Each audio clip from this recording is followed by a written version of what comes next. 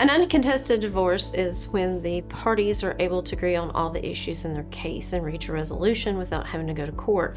So that basically means that usually people come to us and they've outlined parts of an agreement and we help them finalize that. So you could reach an agreement on all assets and debts division, alimony, co-parenting, child support. And if you're able to reach an agreement on all those grounds, we file everything at once.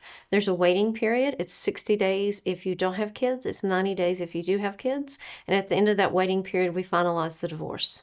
So contested divorces are more common because a lot of times when people are getting a divorce, there's obviously some conflict between them in some aspect. And a lot of times they aren't able to reach an agreement on all issues up front. So that's why we proceed forward with a contested divorce.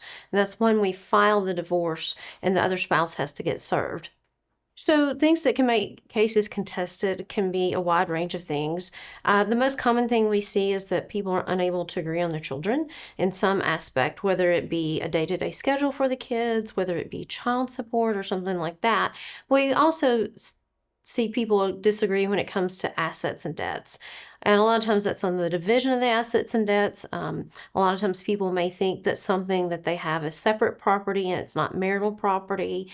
And then we also see a lot of conflict with alimony and parties not able to agree on alimony, specifically as to the amount or the duration. You don't always need a lawyer for a contested divorce, but I wouldn't advise it. It's kind of the same, I don't do my own dental work.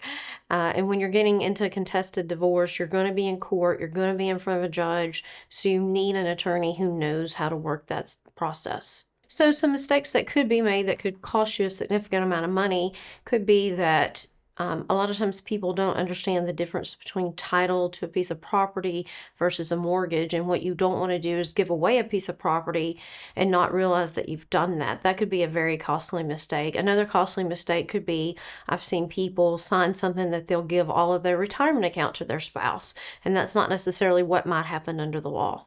So yes, I do see where people think they have an uncontested divorce and they make a deal and it's not always the best deal. And sometimes it's difficult because they may have already signed the papers and there's not much we can do to undo that process. So it is very important that you speak to an attorney, that you know your rights and that you know what would be fair under the law. So if you're facing a divorce, you might be wondering, hey, is this contested or is this uncontested? And that's where our expertise can come in. So if you're not sure of what you need to do to move forward, please contact us at Mandy Hancock Law.